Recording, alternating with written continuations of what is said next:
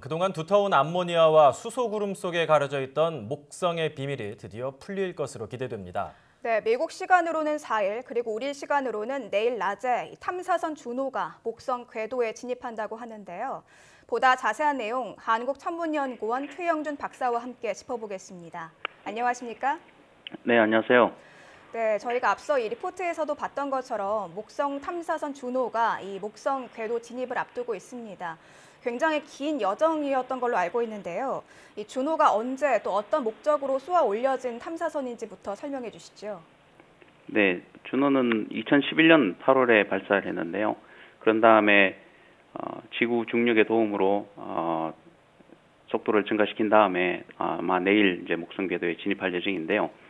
위성체 개발부터 탑재체 그리고 운영하는 것 그리고 발사 후 임무 완료까지 약 6년 이상 시간이 소요되는데, 그리고 총 예산도 약 1조 원 이상 투입된 아주 굉장히 크고 긴 그런 임무에 해당됩니다. 탐사를 한다라고 하면은 이제 뭐 달이나 화성을 탐사하는 것처럼 지표면에 직접 가서 탐사를 하는 건지 어떤 건지 이 탐사 계획에 대해서 좀 자세하게 얘기를 해주시죠. 네, 주노가 이제 그 목성 탐사선의 이름인데 구름을 뚫고 볼 수 있는 능력을 가지고 있습니다. 그러니까 실제 말하면 전파 망원경을 가지고 싣고 가서 전파의 눈으로 보면 목성이 구름이 많이 있지만 목성 안쪽을 살펴볼 수가 있습니다. 그래서 내부에 있는 산소나 수소 뭐 이런 것들에 대해서 구체적으로 연구를 할 예정이고요. 그리고 또 내부 구조, 내부의 핵이 어떻게 구성되어져 있는지, 그리고 또 자기장 등을 연구할 텐데, 특히 이 자기장 같은 경우에는 지구에 약 2만 배 이상 센 자기장이 목성 주위에 있기 때문에 목성의 극지역을 중심으로 해서 긴 타원 궤도 중에서 목성의 극지역이 가장 가까이 목성에 가까이 접근하는 그런 궤도로 구성을 해서 목성의 극지역에 있는 오로라를 가까이 관측할 수 있도록 그렇게 구성되어져 있습니다. 네.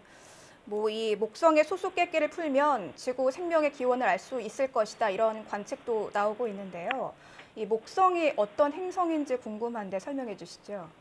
네, 우리가 목성하면 그냥 일반 작은 망원경으로도 이제 목성을 보면 띠 그리고 대적반 이런 것들이 이제 쉽게 어릴 때부터 봐왔던 것들이고요. 그리고 또 최근에는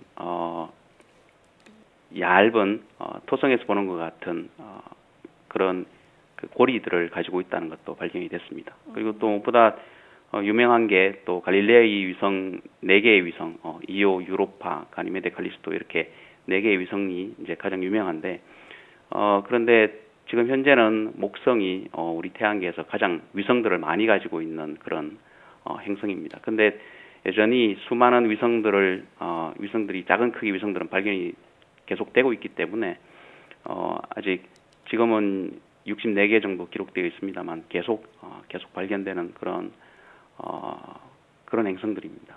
네, 태양계 최초의 행성이기 때문에 아무래도 관심이 좀 많았을 것 같은데 그동안 목성에 대한 연구는 좀 많지 않았던 것 같아요. 좀 연구하기 힘들었던 이유가 있을까요? 네, 무엇보다 목성이 지구형 행성들보다 수금, 지화 이런 것들은 다 가까이 있으니까 탐사하기도 쉽고 또 그런데 목성은 워낙 멀어서 일단 지구 태양 거리 5배 정도 걸리니까 굉장히 시간이 오래 걸리고요. 그리고 또 내부의 구성 물질도 우리가 지상 망원경으로는 관측하기가 어렵습니다. 아까 주노가 가는 이유가 전파 망원경으로 목성의 내부 구조를 보고 싶어서 가져가는데, 그런 전파 망원경을 지상에서 전파를 목성까지 쏘면 너무 신호가 약해져서 나중에 되돌아오는 신호가 거의 없습니다. 그래서 목성의 내부 구조를 관측하기 위해서는 이제 직접 가서 관측을 해야 되는데 가기가 쉽지 않았던 거죠. 그렇기 때문에 가장 큰 이유가 너무 멀어서 힘들었던 것 같습니다. 상당히 멀기 때문에 뭐 하루에도 수십만 킬로미터 이상씩 날아갔어야 할 것 같은데 어떤 방법으로 탐사선을 목성까지 보내게 된 건가요?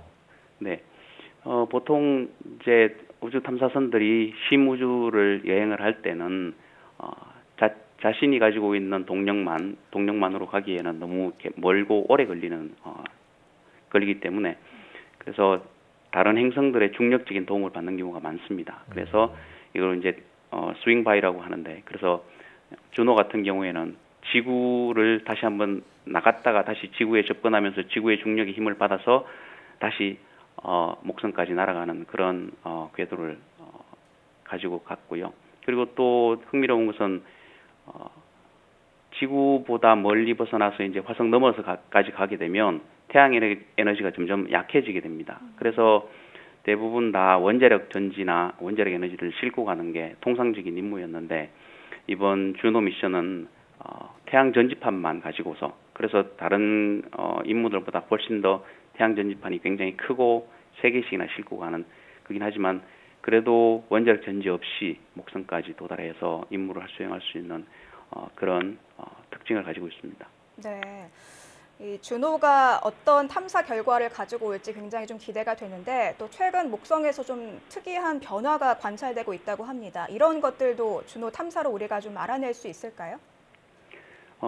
네. 목성 하면 이제 제일 유명한 게 대적반이라고 이제 큰 붉은 점이 점점 작아지고 뭐 또 어떻다 하는 이야기들 이제 수시로 우리가 뉴스를 통해서 가끔씩 듣는데 이게 왜 이렇고 또 그렇게 작아지는 것은 무슨 이유 때문인지 그리고 또 목성에 보면 이렇게 띠들이 또 평행하게 이렇게 여러 개의 띠들이 있는데 이런 띠들은 또 어떻게 만들어져 있고 또 무슨 이유 때문에 그렇게 돌고 또 그 띠 사이에 또 작은 소용돌이들이 또 여러 개가 돌고 있습니다. 그래서 그런 것들이 왜 그렇게 나타나는지 그리고 또 내부에 있는 대기의 어떤 순환이 어떻게 이루어지기 때문에 그리고 또 그런 순환을 일으키는 가장 중요한 물질은 어떤 기체들인지 뭐 이런 것들에 대해서 아마 알 수 있는 기회를 우리한테 제공하지 않을까 그렇게 생각합니다. 목성 탐사선 주노의 임무, 학계에서 굉장히 많은 기대를 하고 있을 텐데요. 이번 연구를 통해서 목성 탐사 우리에게 어떤 도움이 될 수 있을까요? 목성이 어떻게 만들어졌는지를 이해하는 것은 우리 태양계 전체가 어떻게 만들어졌는지 이해하는 데 굉장히 중요합니다. 그렇기 때문에 목성이 만들어질 때 어떤 먼지 덩어리 전체가 한꺼번에 뭉쳐지면서 하나의 행성이 만들어졌는지 아니면 작은 구성물들이 계속 합쳐지면서 성장하는 그런 모델인지 이런 것들을 우리가 이해하는 게 굉장히 아직까지 여전히 논쟁 중인 그런 모델들이고요. 그리고 또 목성의 내부 구조가 유체 상태의 있던 외핵을 가지고 있는지 이 외핵은 철 성분을 가지고 있으면 그러면 목성의 빠른 자전에 의해서 목성의 자기장을 설명해 줄